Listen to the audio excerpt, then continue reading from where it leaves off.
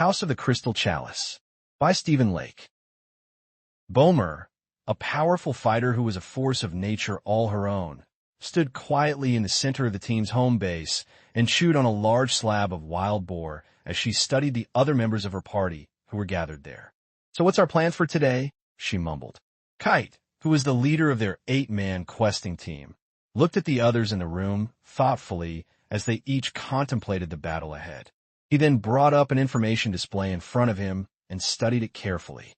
As you guys remember, Lands of Magic just released their latest DLC minigame a few weeks ago called Crystal Quest, and it's just been blowing up the servers with everyone wanting to play it. The crazy part is, up until now, nobody's been able to beat it. Literally nobody, he said. Rod frowned. "Yeah, I heard about that. It sounds like it's going to be a real beast to conquer." Kite nodded. "It will be. But that's the kind of challenge we all like, right?" he asked. Bomer, sensing a challenge, grinned at this. "That sounds to me like you want to give it a try," she said, a hint of excitement in her voice. Kite nodded. "I do.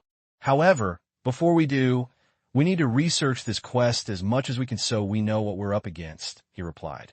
"Do we know what the furthest is that anyone's gotten so far?" "I'd hate to load into this DLC only to get thrown at the wall like a dog turd," muttered Mesa. Kite laughed, and then looked at Titan. "You're our ops specialist. What do you know?" he asked. Titan, looking every bit like a cosplay straight out of Metal Gear Solid, nodded. "A lot, actually. We already have access to thousands of hours of gameplay video and walkthroughs of the entire level, all the way up to what appears to be the final chamber. But that's where everything stops because every team that's gotten that far, what few there have gotten soloed before they were able to complete the final challenge," he replied. "Are we sure that room is really the final challenge?" asked Emma. "What do you mean?" "Well, just because everyone's saying it's the last challenge doesn't mean it is. For all we know, it could be just another puzzle to solve before moving on to the next part of the map." Titan nodded. "Normally I would agree. However, the devs have confirmed that the Chalice room is indeed the final stop. So with that, we already have the full map and a good idea of everything we'll be facing if we go into this. That means that all we'll have to do then is beat that last room, and we're home free. Although, that may be easier said than done." Rod, who stood quietly to the side, crossed his arms and stared at Titan. "But do we know how to defeat that last room?" "By the sounds of it, nobody's been able to answer that question yet," he said with concern. Titan grinned. "The same way we solve every other problem. Apply sufficient force, and the challenge will fall. Quite literally in this instance, though." Everyone then turned their attention to Bomer and her massive lich sword, Requiem. Seeing this, she grinned in reply. "So, I take it you'd like us to solve that problem for you?" she asked slyly. Kite nodded. "If the final room is that difficult, we absolutely will. So when we go into this, I'll be taking you along as our heavy support, but also keeping you back until the final act, so you can be our ace in the hole. And I know you'd love to be in with us throughout the main fight, but you have a small gas tank to work with, so we can't be just throwing you around like a nuclear weed whacker. That means you'll probably be standing around bored for most of the game up until the final room." Bomer grinned deviously at this. "So long as I get to destroy stuff and eat delicious things, I'm fine with that," she chided. The others laughed. "So how long until we can get in there and test our skills against it?" asked Bohari. Mesa frowned at this. "Before you go pissing us against the wall, we need to study this DLC, so we're not walking in blind, even if Titan already knows the lay of the land. I mean, we may be legendaries, but we die in game just like everyone else." "Well, except Bomer, as she just eats everything," she replied. Everyone laughed. Bomer, however, merely grinned with devious playfulness. "As for how long it'll take for us to get in there, that'll depend on how many others have open slot allocations ahead of us. As it stands right now, it'll still be a few more days before we get our first chance at this. So, until then, as Mesa suggested, we should take everything Titan has compiled, study it, plan for the assault, and then get our minds in the game because, while we're all legendaries, and we have probably the best chance of winning this, we'll only get 4 tries at it.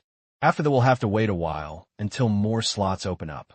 So let's take this time we have while we wait and get ourselves prepared," said Kite. Sarah nodded at this. That was already what most of us were thinking.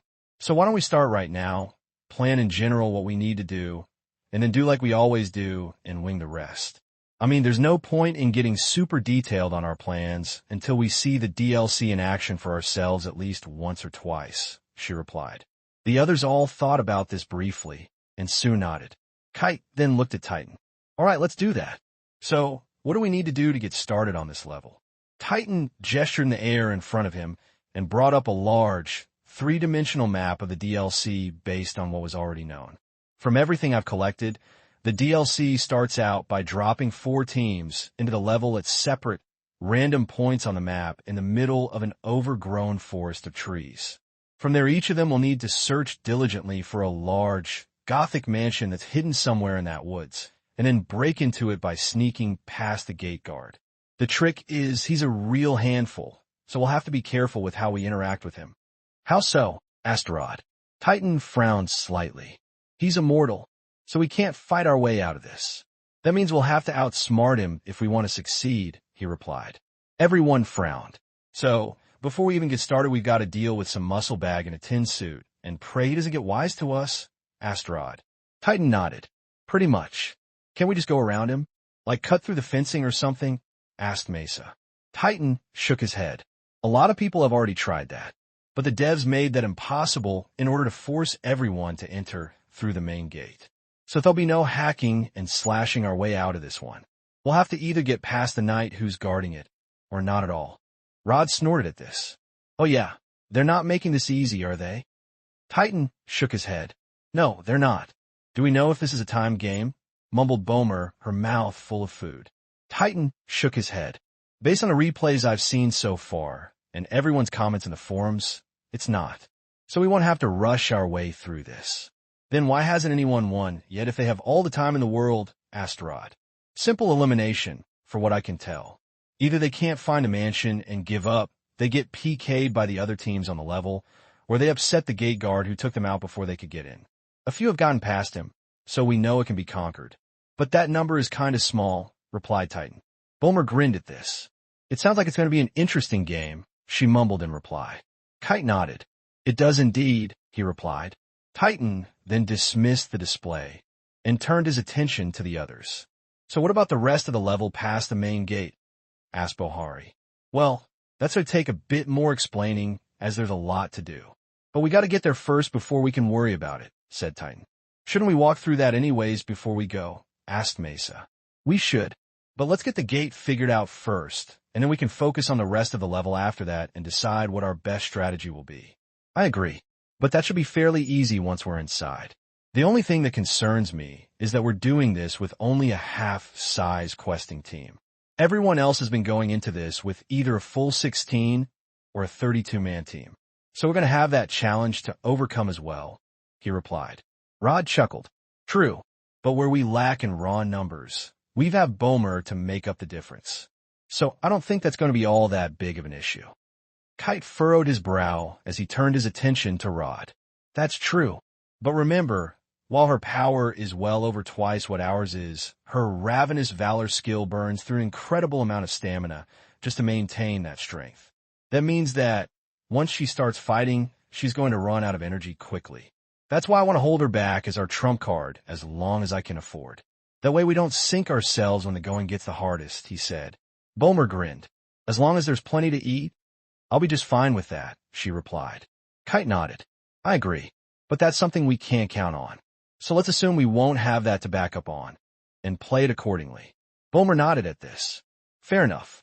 Kite then looked at everyone in the room and said, all right, guys, let's start going over this level in detail and get ourselves familiar with it before our slots open up. Because as soon as they do, we'll need to load into the level whether we're ready for it or not. The others all nodded in agreement.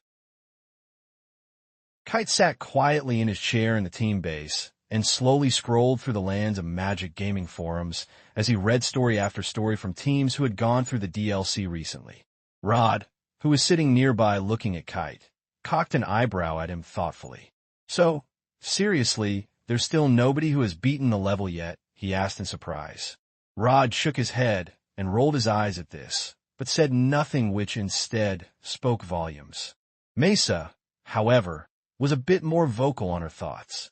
This DLC has to be the single most brutal we've ever seen them release, ever.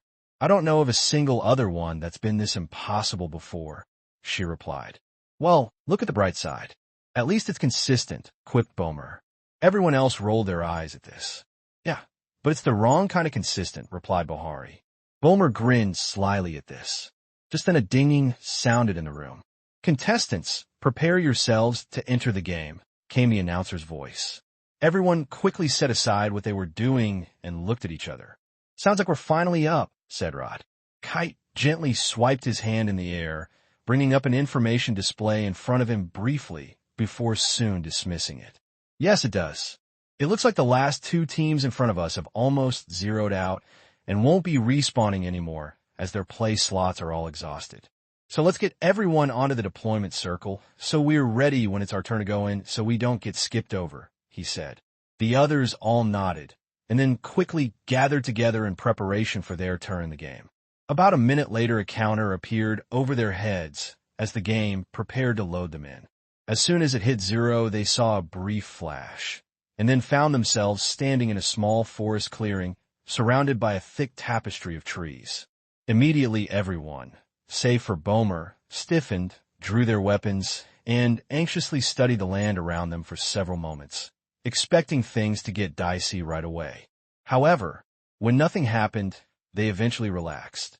All right, so what's our first play here? Asked Bohari. We gotta find a mansion that's at the center of this level.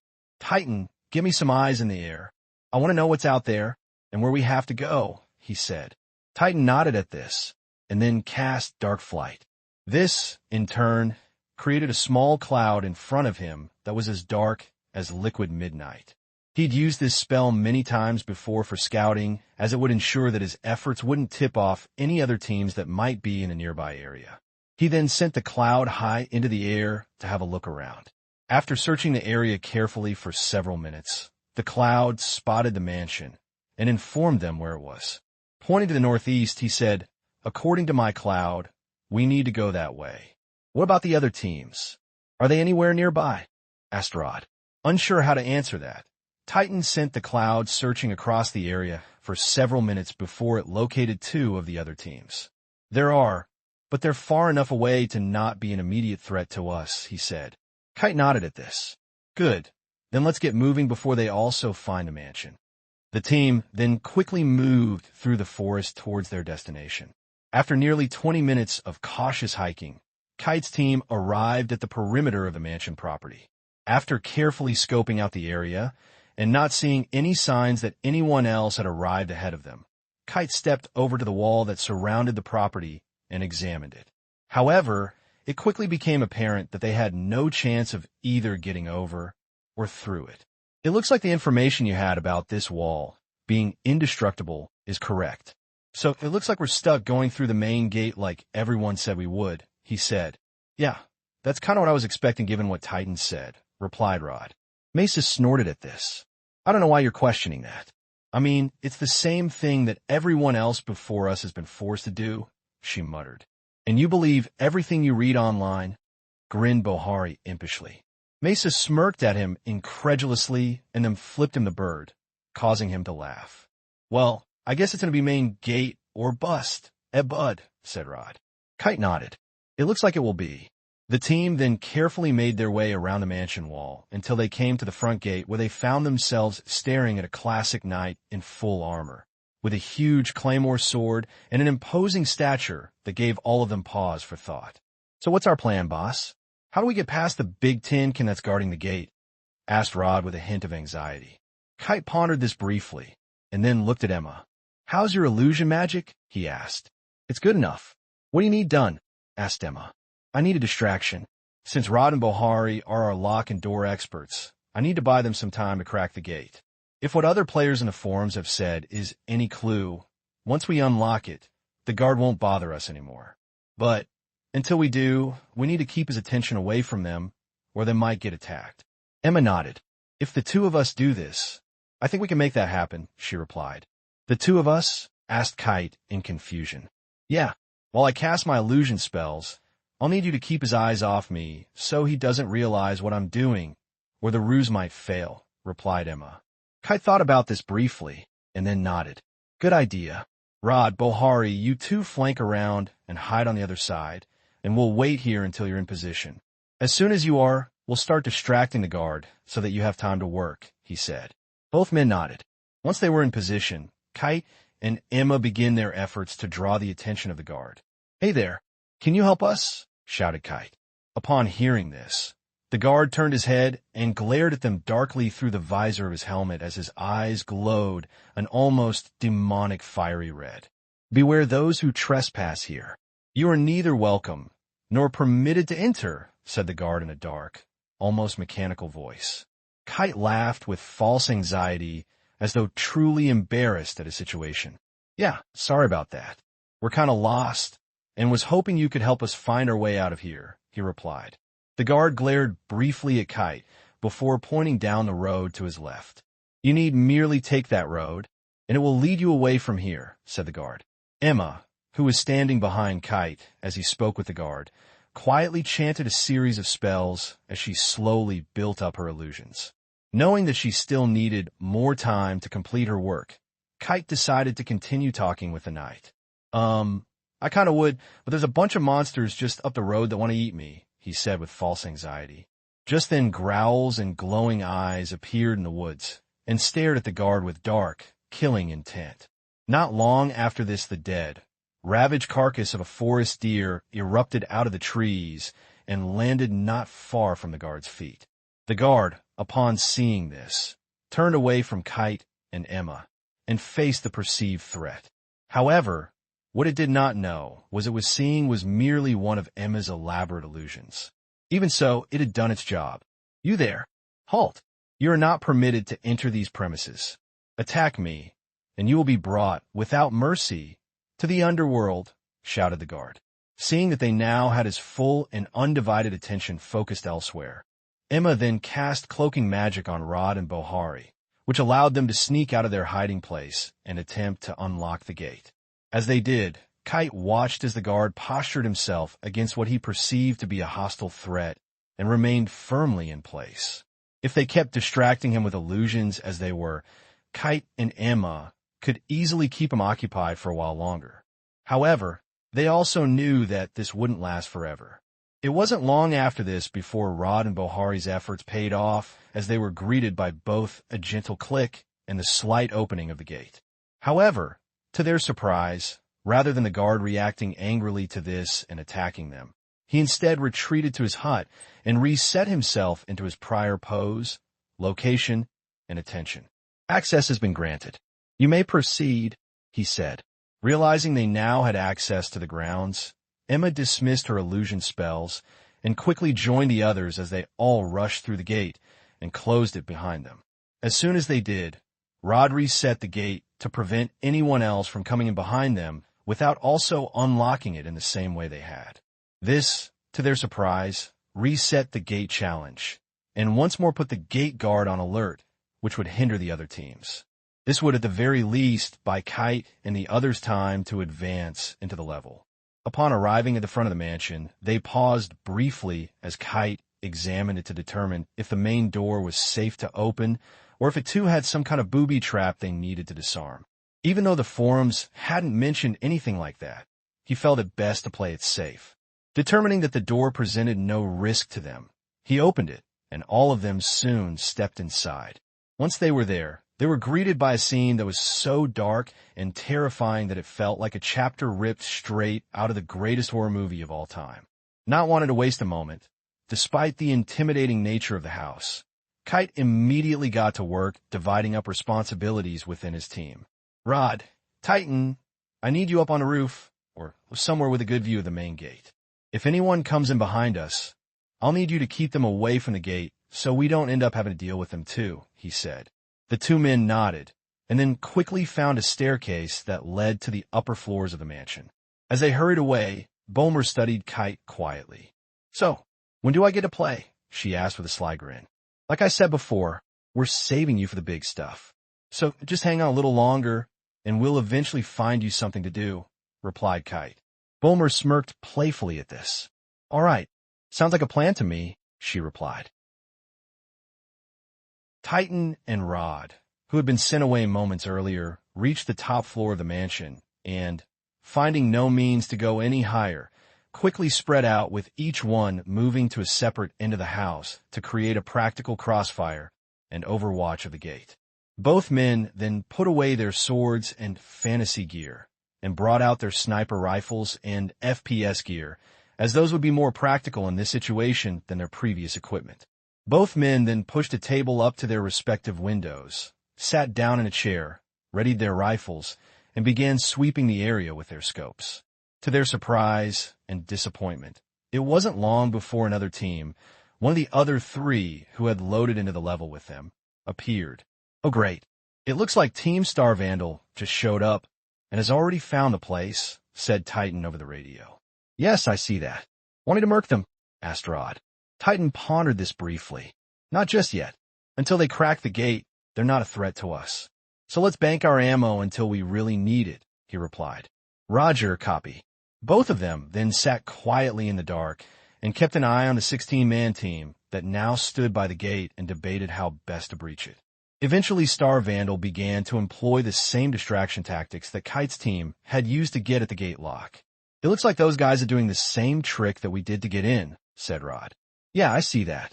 You got a clear shot on anyone? Asked Titan. Sure do, but only one of them. Want me to take it anyways?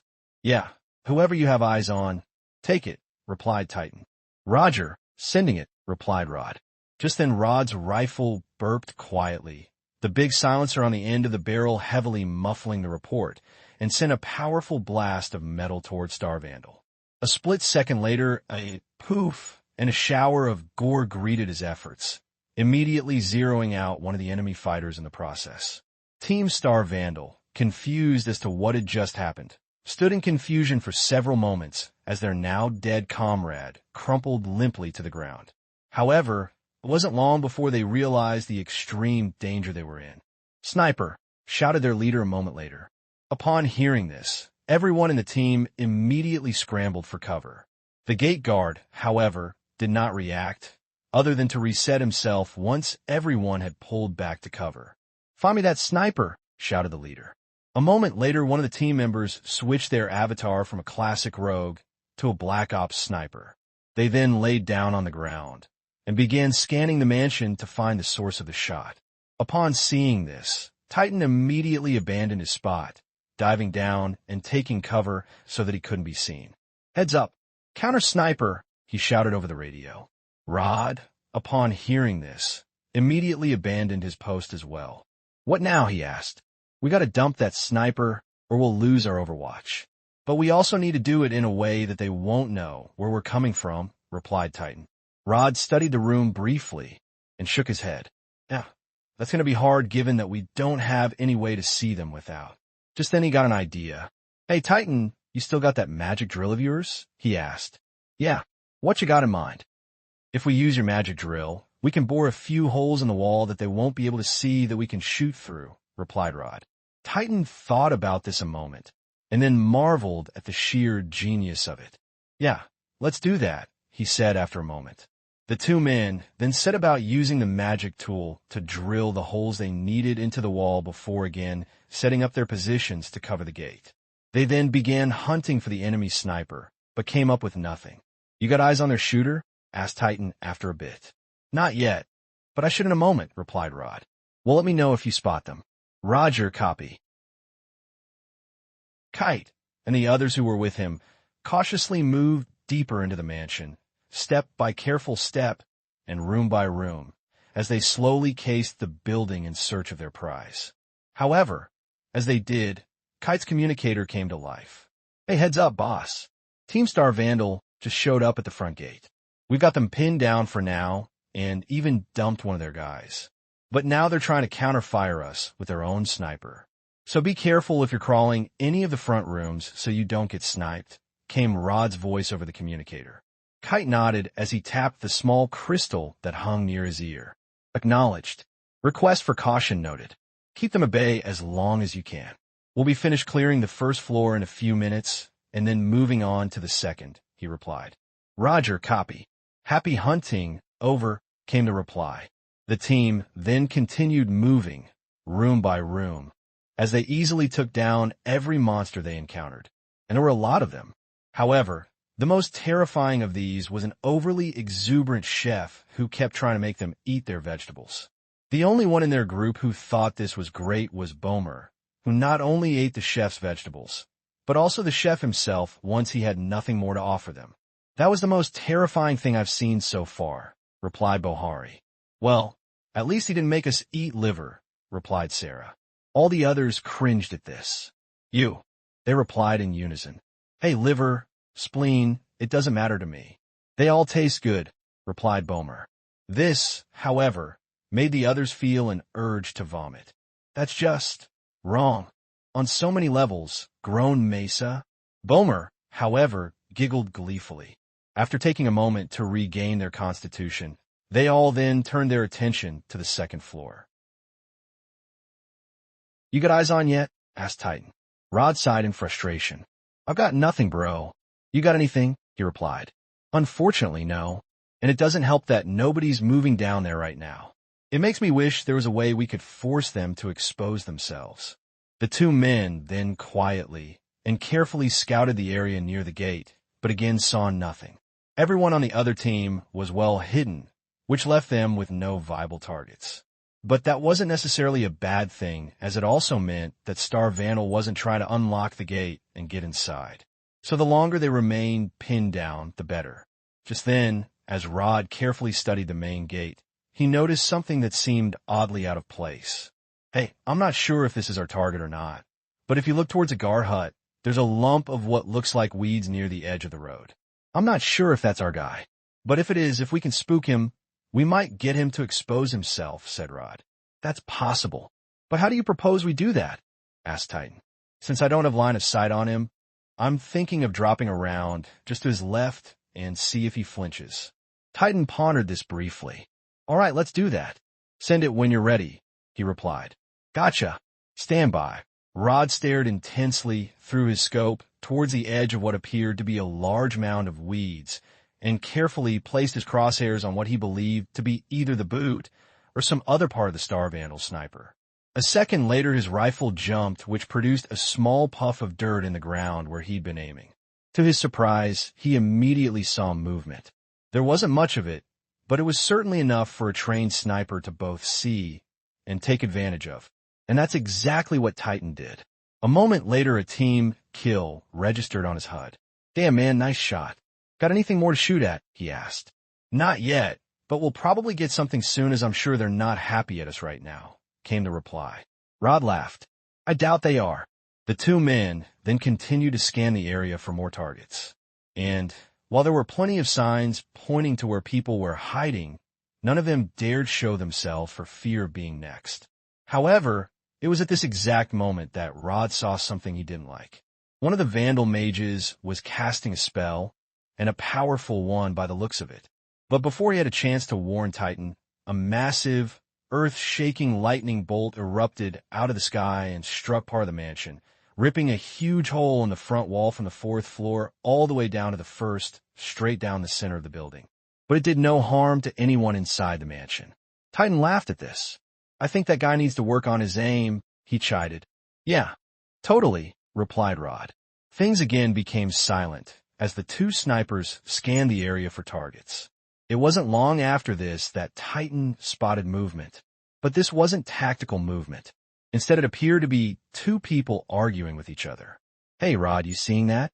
It looks like Vandal is having a very heated discussion about something," said Titan. Rod quietly swept the area for several moments before eventually spotting what Titan had seen. He grinned at this. "Looks like someone's upset with that mage that just tried to drop the hammer on us," he said. "Yeah, that's the vibe I'm getting too."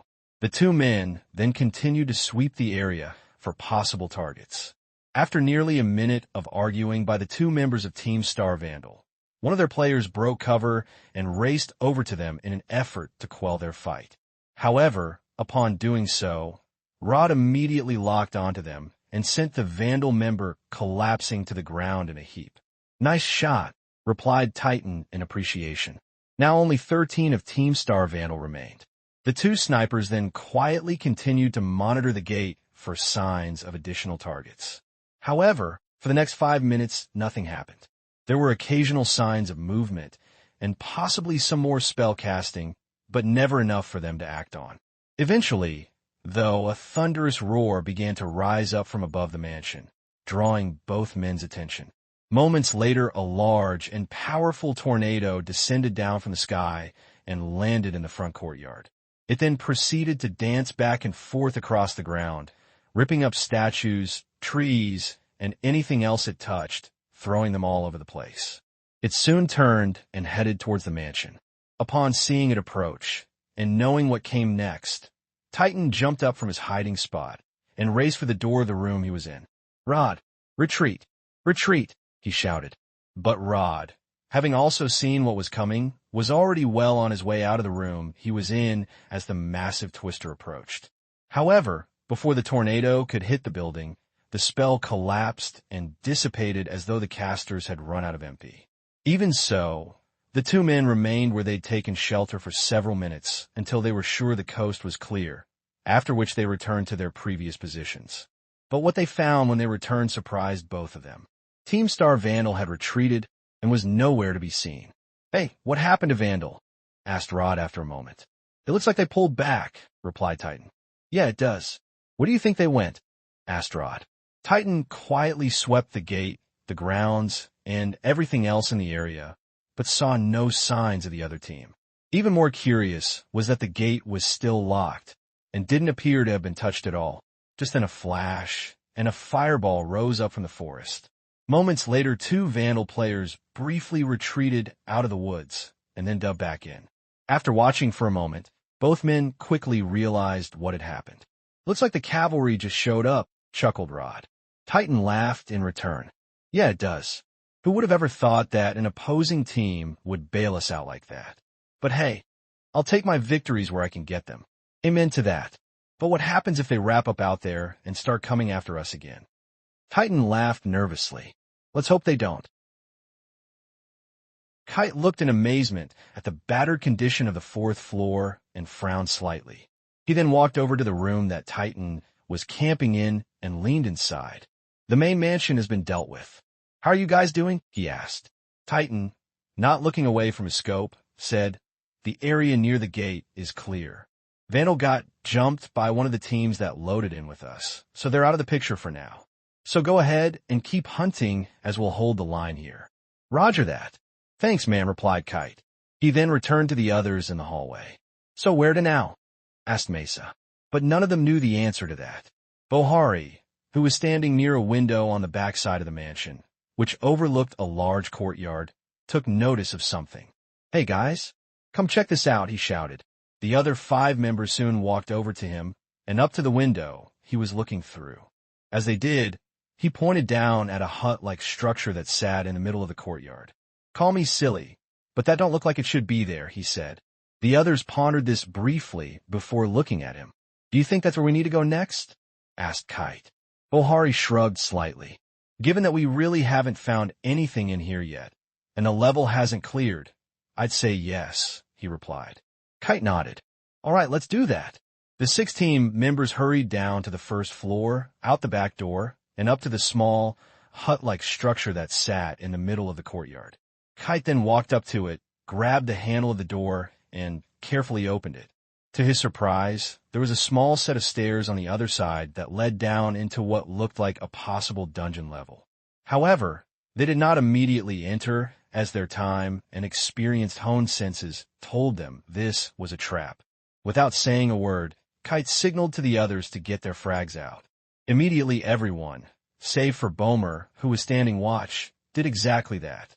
Pins were pulled, spoons thrown, and 5 grenades soon tumbled through the doorway. Everyone then stepped aside as the grenades bounced lightly down the steps to the bottom. 5 quick booms soon followed, as well as a multitude of screams and a number of kill notifications. Clearly the warnings from their intuition had paid off nicely, saving them from possible harm or even death. They then stepped through the door and down the stairs, where they found themselves in a very spacious underground tunnel. Inside there, they found a number of monsters, those that had been preparing to ambush them, laying on the floor. But unfortunately, some of them had survived. However, they did not remain that way for long, as they were immediately dispatched. After checking the area to be sure it was clear, they moved forward. They soon encountered a wall of fresh monsters. Kite, Sarah, Emma, and Bohari quickly created a united front from which to strike the attacking monsters as Mesa stood behind them and provided covering fire, while Bomer remained in the back as rearguard in case she was needed. However, try as they might, they were unable to do more than keep the monsters at bay. After some time, deciding that she'd had enough, Bomer stepped forward and, with a simple push of her sword, fired a blade wave at the monsters, which easily cleaved all of them in two. Having cleared the hallway, the team again advanced cautiously forward as Bomer walked behind them, eating the remains of each of the monsters as though she were munching on chicken poppers. To their surprise, though, after advancing only a short ways, they were again attacked, and not just from the front either.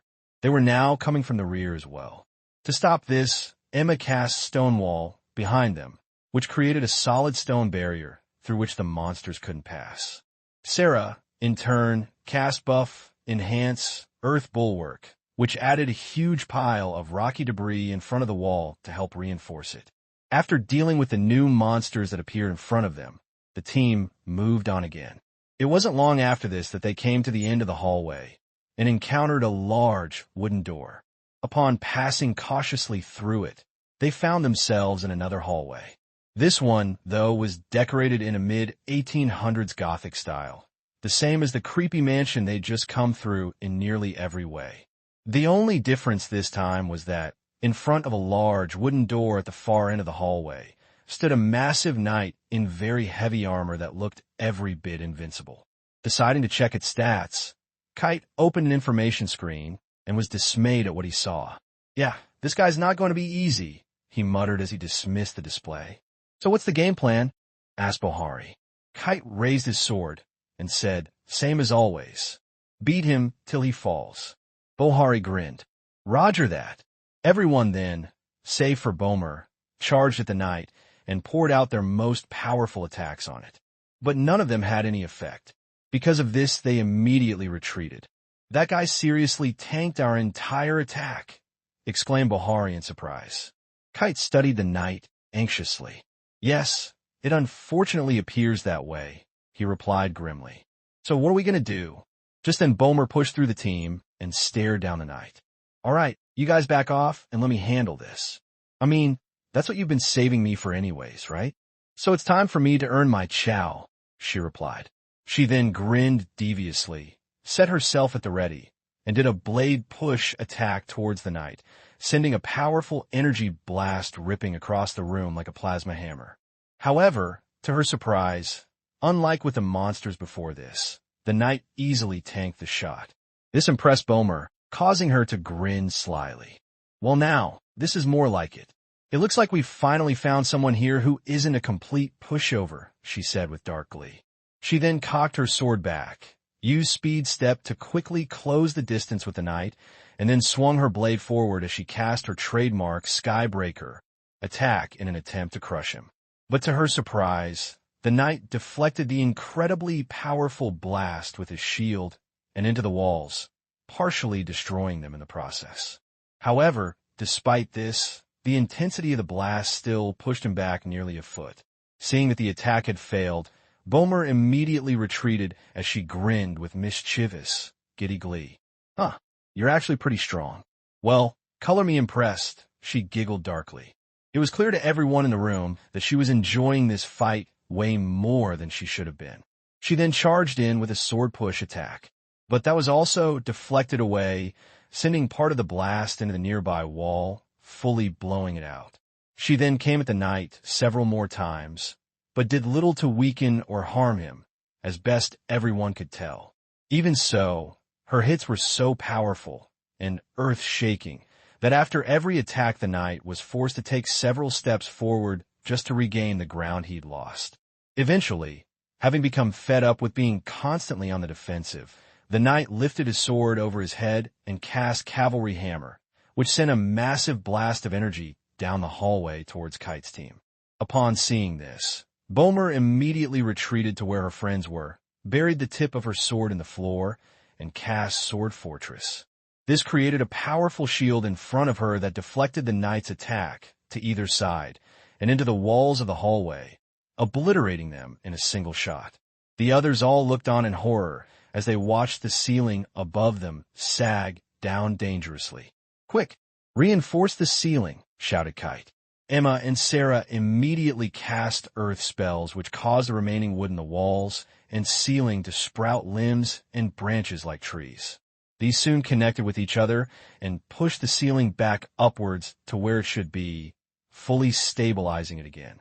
"Oh, that was close," said Bohari in relief. "So, how are we going to deal with this joker?" "He's too powerful," he continued. Bomer stood up, pulled her sword out of the floor, and glared at the knight. "Don't worry. I've got this. I'm not letting this joker win," she said firmly. "You sure you can handle this?" asked Kite. Bomer grinned as she laughed almost demoniacally. "Oh yeah, I can handle him. He may be tough, but I've still got a few tricks up my sleeve. However, I'm going to need you guys to buff me before I do." "You got it," replied the others.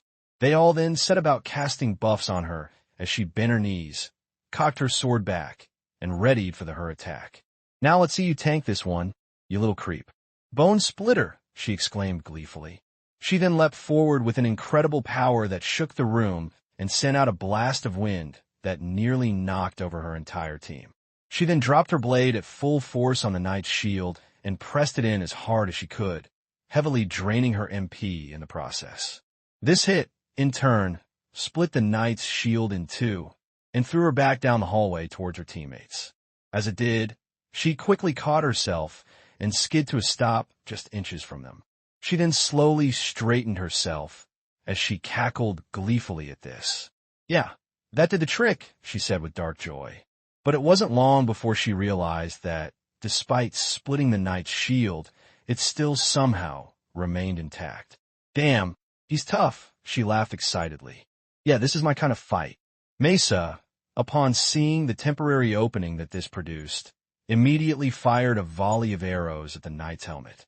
However, they failed to hit the slots in his visor, much to her dismay. She swore angrily at this. "Don't waste your arrows. It's probably protected by magic," said Bomer. "Arg, we need to find some way to end this loser before he ends us," growled Mesa. "Don't worry, I've got this." Bomer then received several more strength and stamina buffs from Emma and Sarah, giving her just enough in her reserves to complete the next attack. However, if she didn't get this fight over with soon, she was going to run out, and then they'd all be done for. As she contemplated this, she quietly studied the knight as he glared back at her. There had to be something she could exploit to break through his almost unstoppable defenses. But she wasn't finding much, and the chances of victory for them was quickly running out. Just then, as though answering her plea for an opening, the knight raised his sword over his head in preparation to attack, creating a surprising and yet welcome opening that Bomer wanted. Seeing this, she squatted down, leaned forward, and then exploded at the knight with incredible power. The knight, upon seeing this, swung his sword downward in an effort to slay her. However, having anticipated this, she expertly deflected the strike away from herself as she dropped to her knees, skid between his legs, and came out the other side. She then leapt to her feet and wasted no time attacking the backside of the knight's joints where they were most weak. To everyone's relief, this worked, driving the knight to his knees as he roared in pain.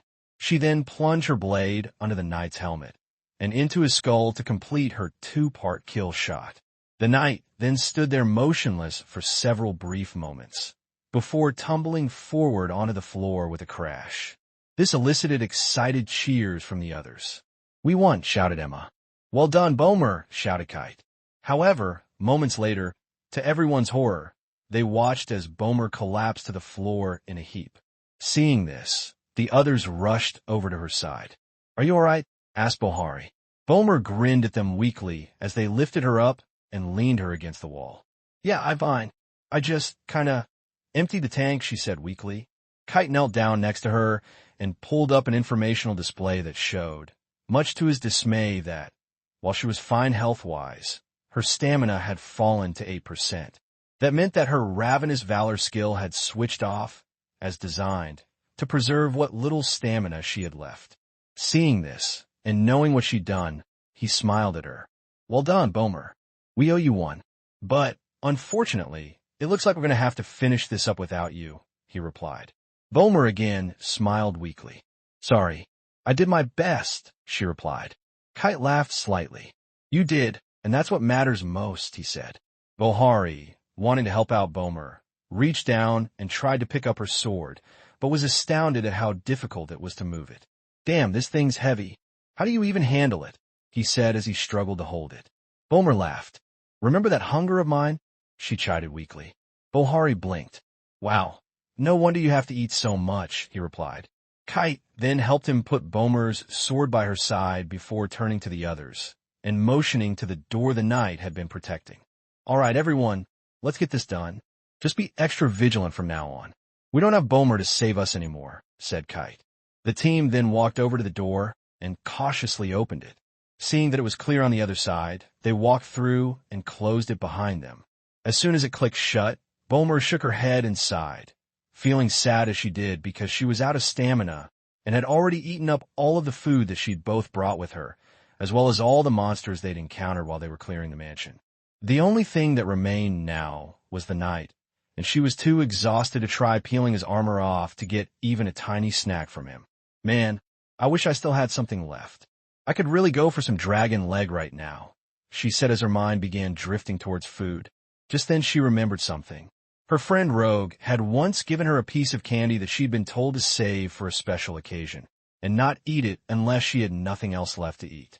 Thinking about this, she fished around in her pockets until she found it, and then pulled it out. She then smiled gratefully at it before popping it in her mouth. "Thanks for the treat, Rogue.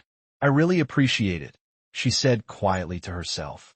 "Hopefully this quick little sugar kick will help me get out of here when we're done." Kite and the others looked across the room in wonder at a massive crystal orb, at the center of which sparkled a beautiful ruby-red chalice. It was the very same one they had originally started this level in search of. "It looks like we're almost finished. Just got to crack open that big thing over there, and we're home free," said Bohari. Kite, however, frowned at this. "I don't think it's going to be that easy," he replied. Bohari shrugged. "It probably won't be, but you can't do anything except try, right?" Kite nodded and smiled slightly. "You are correct." The entire team then zeroed in on the crystal orb and began attacking it with every spell and weapon at their disposal. But nothing they did had any effect. It was at this exact moment that the crystal began to fight back, sending out arcs of lightning like shotgun blasts, forcing everyone to scramble and duck for cover the best they could. Moments later, the crystal started spawning dozens of smaller orbs around itself, which, in turn, began throwing out lightning bolts of their own, leading to an ever-increasingly chaotic situation within the room. "That thing's got turrets." "Are you kidding me?" screamed Bohari in surprise. In the midst of this, Mesa ran frantically back and forth across the room as she struggled to avoid the tidal wave of lightning bolts that were flying everywhere as she tried to line up for a shot. As she did, two of the smaller crystal orbs fired several lightning bolts at her, but ended up missing. Mesa immediately drew her bow back in response and fired at them, hitting and shattering both orbs in the process.